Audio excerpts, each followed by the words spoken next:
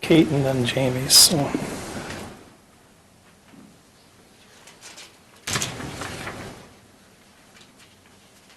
Everybody set? Good. Good afternoon. My name is David Moore. I'm the police chief in Janesville, and I want to thank you for joining us this afternoon. First, I have some introductions. To my immediate left is Lieutenant Charles Agard. To his left is Director of Human Services for Rock County, Kate Luster. And to her left is Jamie Deekoff. She is the Care House advocate for the YWCA. Yesterday, a young child from our community died as a result of a violent assault. The victim is a 15-month-old female.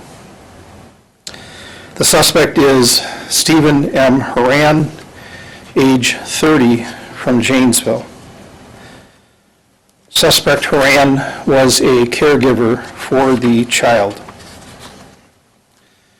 The Rock County District Attorney's Office intends to charge Horan with first-degree reckless homicide, and he is currently being held at the Rock County Jail. Officers and detectives have been working this case continually since our call on the incident Saturday morning. This is the fourth homicide in Janesville in 2020. To have 4 homicides in a year is an anomaly, let alone having 4 homicides in the first 3 months of this year. Our 10-year experience is to have 1 homicide per year. The 2020 homicides include 1 due to a disturbance, two homicides due to a drug-related issue, that was a single event, and now a child assault. As we do with all crimes in Janesville, we will review these homicides and look for approaches that would prevent the violence. With these 4 homicides, we see no consistencies immediately other than alcohol and drug use. This was a difficult scene for our officers. The responding officer was sent to a call of a 51-year-old pulseless non-breather. So if you can imagine the mindset of that officer that first arrives. When he arrived on the scene, what he found was a small child beaten without a pulse and not breathing. Our thoughts and concerns and prayers go out to the affected families.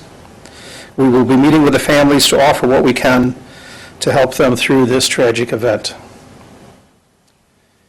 In the next few moments, I'll have Lieutenant Agard come to the podium, and he can speak with more specifics as to the crime. And then after that, we will have Director Luster and Advocate Deekoff come to the podium, and they can speak to child maltreatment and those opportunities for assistance that are in our community. And then after that, we'll move it over for questions. Lieutenant Agard.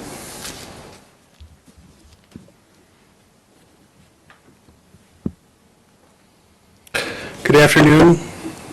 On 3/7/20 at approximately 12:30 a.m., officers from the Janesville Police Department responded to 526 Eisenhower for a report of a pulseless, non-breathing person. The first officer arrived and made contact with 2 adults and a 15-month-old child. The adults were the mother of the child and her boyfriend. The child was not breathing, and the mother of the child was administering CPR to the child. The first officers on scene then took over CPR. The child was transported to Mercy Hospital with life-threatening injuries. Officers learned that the child had been in the care of the boyfriend of the child's mother. The mother had left the residence and upon returning found the child severely injured. Through investigation, it was determined that the injuries to the child were non-accidental blunt force trauma.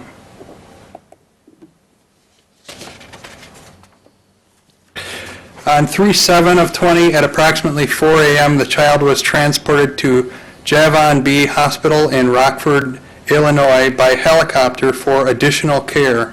The child was pronounced dead by the Winnebago County coroner on 3/9 of '20.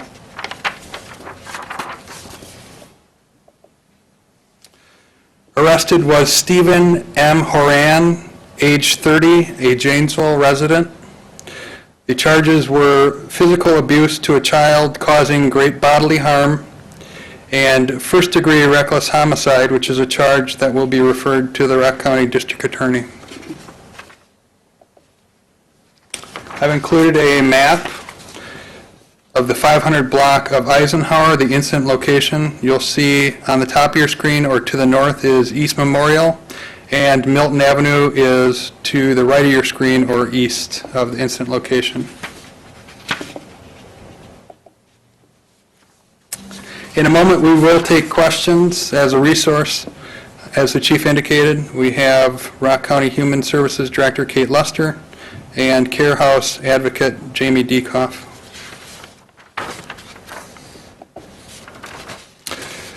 If you have any information about this crime, we encourage you to contact the Janesville Police Department at 608-757-2244.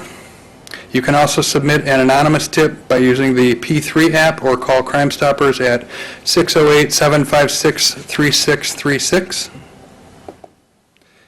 We'll take questions at this time. Do you know how long the mother had been away, the time frame between she left and her returning? Yeah, so the timeline of the incident, we're still questioning witnesses. We are aware that she got done with work at approximately 8:30 p.m., and she returned home and then left and came back and left again. So there is a break in time there. Chief had mentioned alcohol may be somewhat of a theme in the deaths you've had in Janesville in 2020. Can you describe for us alcohol's potential role here? So we are aware that the suspect had consumed alcohol throughout the evening, so that definitely played a role. Do you know how much? No, I'm not aware. Does he have a previous criminal record? He has contacts with us, and he does have some history with the court system, yes.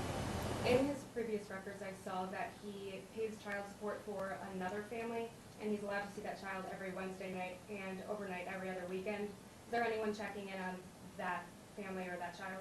Yeah, I'll have Kate possibly touch base on that. We should answer that, Okay. yes. So we have made a referral to Child Protective Services so that we can assure the welfare of the children. Were there any other children in the home at the time of this caregiving and incident? No. You said you made a referral. Is it a request to do something? It's information sharing, and then it's up to that agency to act on the information we provide. Has an autopsy been completed? The autopsy started at 11 a.m. today. And I know that the Janesville Gazette had reported that Assistant Rock County District Attorney Rich Sullivan had said in public court that there were blunt force injuries to the child. Is that consistent with what your investigators found? So because the autopsy is still But this was in court ongoing, presented. correct. No, I understand that, but the injuries were consistent with blunt force trauma. Chief, how's the officer doing? Like I'd mentioned, these were a concerning scene. So many of the calls for service that we have, at least you have a minute or 30 seconds to kind of prepare for the trauma, if you will, that you're about to take on. These officers didn't have that opportunity. We're working with them closely, and we anticipated that question, so I have one of our support persons, Officer Craig Clements, and he can come up and speak to what programming we have at the police department that we use to help these officers through these types of events. So Officer Clements, if you could come up and join us here.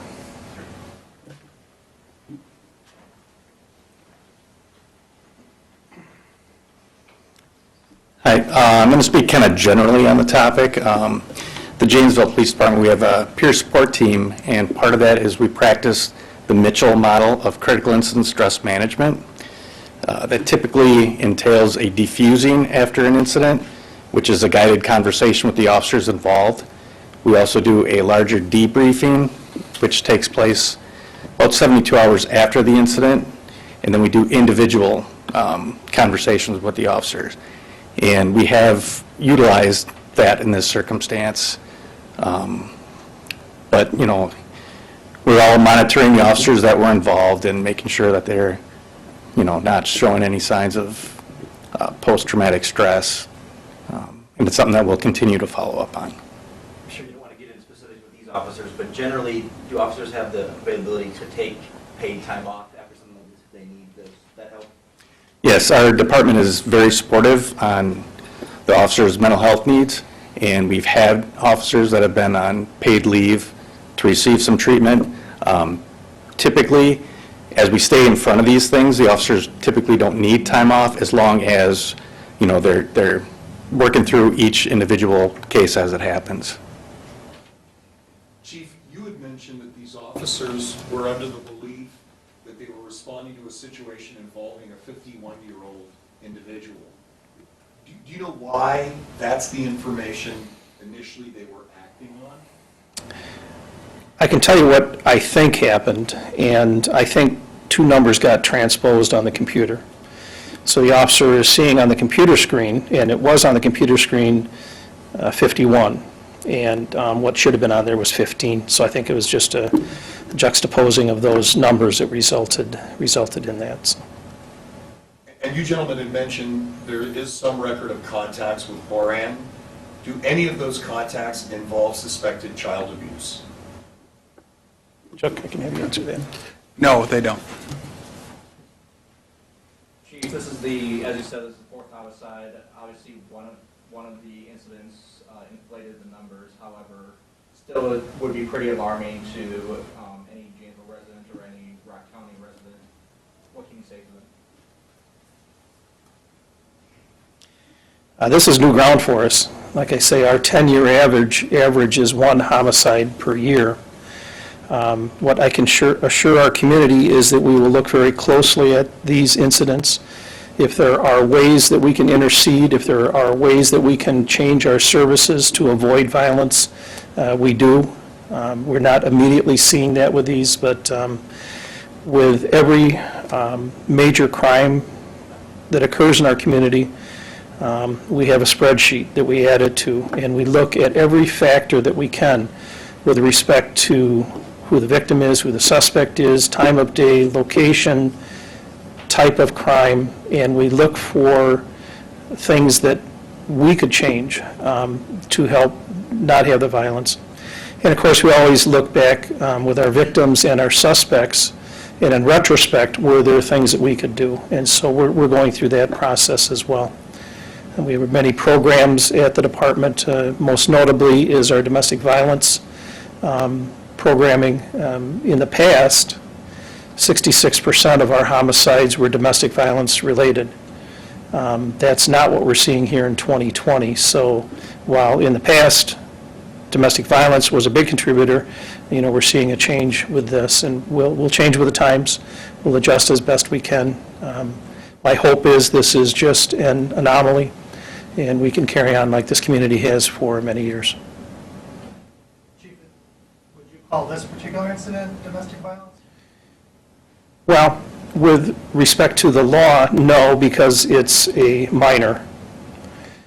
We are still looking at what happened in that home, you know, potentially in the loose terms of domestic violence, perhaps. But we don't know exactly what led up to this terribly violent event with this child. Will we ever know unless Mr. Houvan, he and the child were the only ones there, saw Right. I can only tell you the whole matter's under investigation, and we may be able to draw some conclusions. I know you have a representative of County Human Services.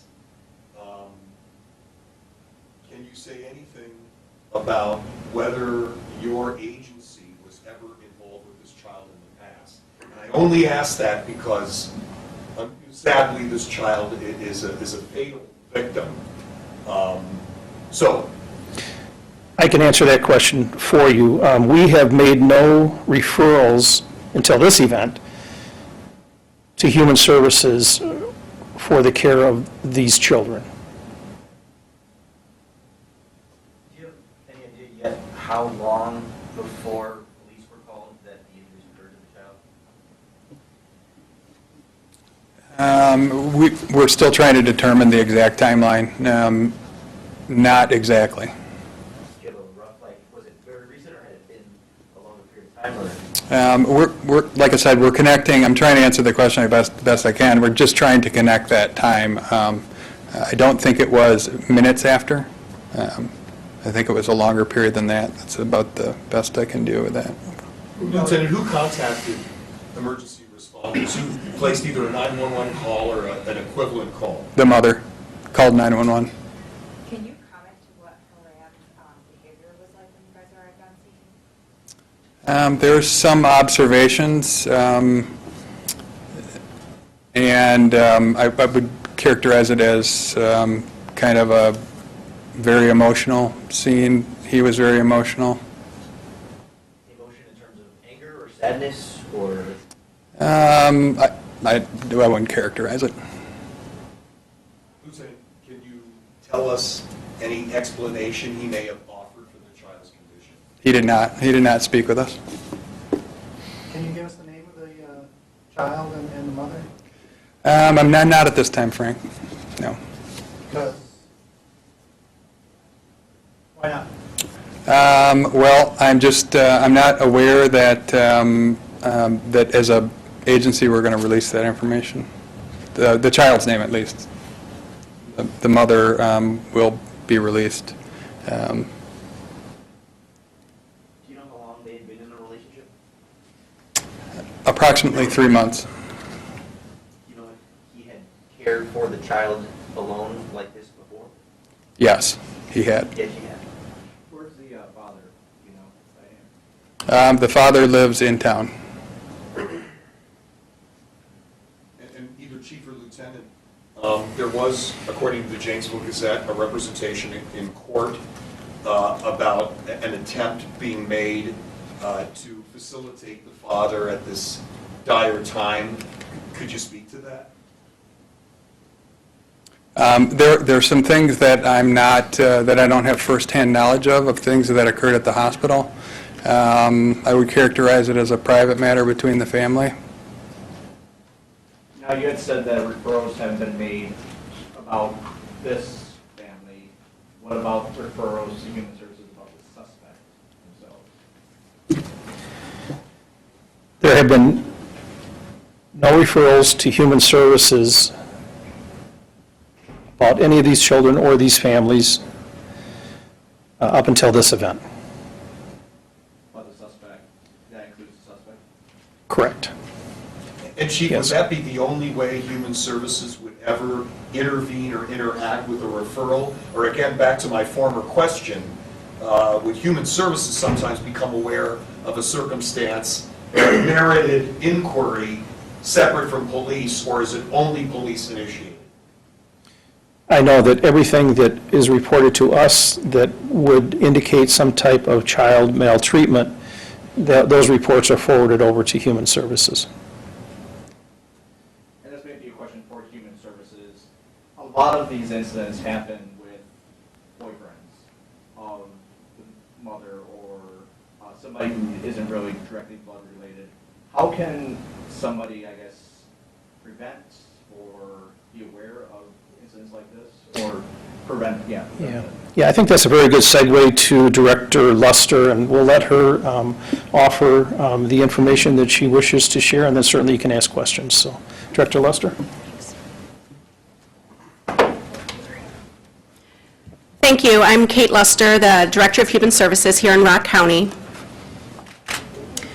And as the local child welfare agency, we are heartbroken over this senseless loss and really just extend our condolences and thoughts and prayers to this family and to the officers and others involved in responding to the scene and the incident. We want to communicate that anyone can report concerns about suspected child abuse and neglect at any time, and anyone who is concerned about a child's safety should call our Rock County Child Protective Services Access Line, 608-757-5401.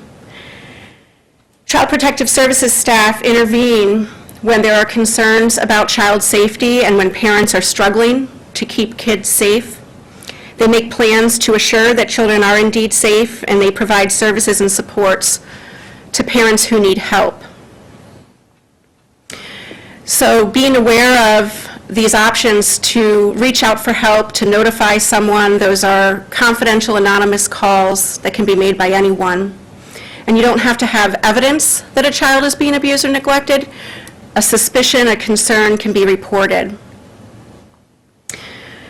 I want to take the opportunity to also emphasize that we don't have to wait until we're concerned about seeing a child who may be harmed or observe something that has happened to a child to prevent child abuse. As a community, we can take action to intervene every day. We know that situations that increase risk for child abuse include things like families who are isolated, high stress levels, and everything that I'm saying here, I'm not speaking with any specificity to this case. I'm talking in general terms. But what we know helps prevent abuse is helping parents and families to be as connected as possible socially, helping to reduce stress overall by making sure we have access to affordable housing, good wages, high-quality, accessible childcare, information and education about child development, supports for parents' own resilience, and to help them get their own needs met. And so this tragic incident is fortunately rare, very sad. The circumstances that often create conditions that could lead to abuse are much more common. And so an opportunity to think about what can we do moving forward as a community involves thinking about those broader interventions that keep kids safe by supporting families and keeping them connected and making resources available to them, which is a large part of what Human Services aims to do across all of our programming. So thanks for the opportunity to talk about that, and as we move forward, we'll take whatever steps we can continue to take to partner with community agencies to keep kids safe. Ms. Lester, is it true you can't confirm or deny what CPS might do in response to the police department's referral? Right, so information about referrals to our department are always confidential, and so I'm not in a position to confirm or deny anyone's involvement with this case or any case that we deal with. When we have a call that comes into the CPS access line, there's a very formal, in-depth process that is put into play with our social workers to make decisions about what steps need to be taken from there. What are some of the steps that could be taken in any case once you have reasonable concern about an individual? Sure, so workers are just assessing, they're assessing family makeup, they're assessing the presence of danger. There are ways that they are able to make determinations about the acuity of potential risks and interventions to help support families when they need them to mitigate risk, keep kids safe. So if someone is identified as a risk, what can you guys do as a Child Protective Services to prevent them from meeting with other children? And what are your sort of options? There are a lot of options that families can take to keep their kids safe if there's someone who's a risk to them. And so we support families to do that by connecting with supports that are safe supports, preventing access to folks who aren't safe, making sure that kids' developmental needs are met, making sure that parents do have access to the resources they need for childcare, housing, and other steps that help them to be safe. I guess, like, how do you prevent access from someone who might not be safe? There are lots of remedies through courts, through other orders that could be applied, and so, but I'm not making any connections here. Of course, yeah. Sure.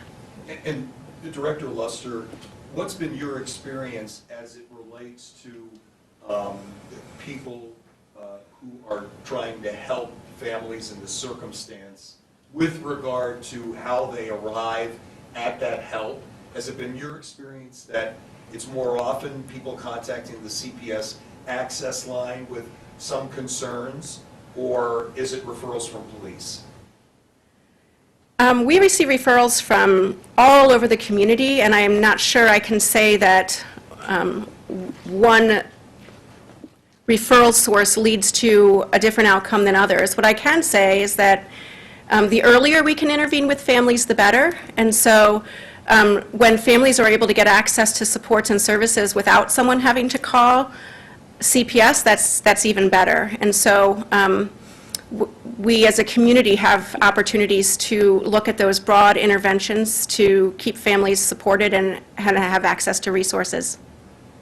How would you describe how utilized you guys are right now in terms of the community? Is it currently a high use or a low use, and is there a concern there at all? We have a very high volume of calls coming into our access line. We've seen significant increases in the last few years. We see a correlation with increases in substance use and the opioid epidemic. And so we are, we have a high volume of referrals. Do you see some of that as good, that people are at least making the call? Do you see that as the issue is getting bigger, or people are getting better at reporting it? Probably a little bit of both, and it is good that when people have concerns, they are calling us. And it is also good when people are, we're the local child welfare authority, and so when families need help, if we can help them without putting them in a position of feeling investigated, that's great. And when we are able to know that something's going on because we've gotten a referral, it gives us an opportunity that we might not have had otherwise to help support a family, so it could go both ways. I have a couple more questions that might be best answered by the police. Frank, I think what I'll do is bring Advocate Dick Dekoff up. Maybe she can speak to some of the efforts of the YWCA and the Care House. And I have to tell you that the YWCA and the Care House have been great partners for law enforcement in Rock County. They have helped us out greatly with domestic violence and have helped us out greatly with the care of our children in this community. So, Ms. Dekoff. Thank you, Chief Moore. I represent the YWCA Care House, and as an advocate, I'd like to share our deepest condolences with the people that were directly affected by this tragedy in our community, and knowing well that when we have a tragedy like this, it affects us all as a community. At Care House, we bring together a coordinated, child-centered, child-focused response to child abuse in our community. We work with partnerships with the police departments and child welfare services, CPS, and also medical, mental health, the DA's office, so that we can do what we can to seek justice for child victims of crime and also prevent further victims in our community. I'd like to echo what Ms. Lester said about the importance of us reaching out as a community to families. We all know it's difficult to have children, to raise children, and the more connections that we have in our neighborhoods, in our families, in those we care about, our friendships, those help us check in, make sure our children are safe, and we can spread the message that when parents are stressed or if there's family dynamics going on, that there's help out there and that people can reach out for that help through advocacy centers, through the police department, through CPS, so that we can catch these tragedies before they happen.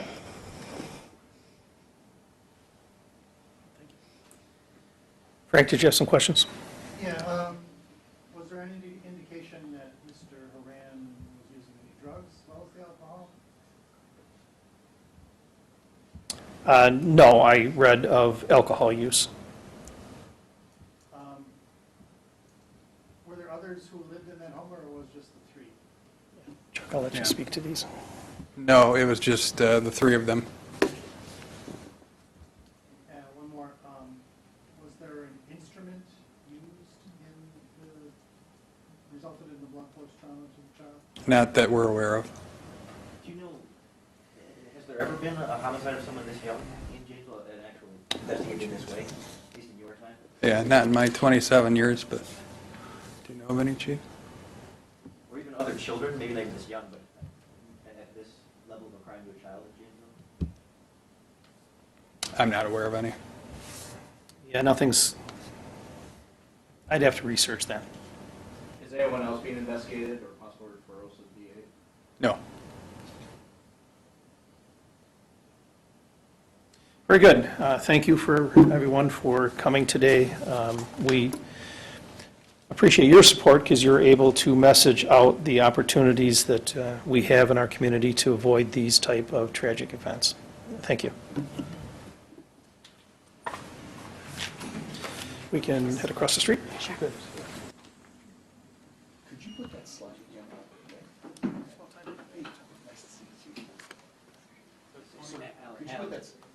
Could you put that slide with all the speakers again and the spelling?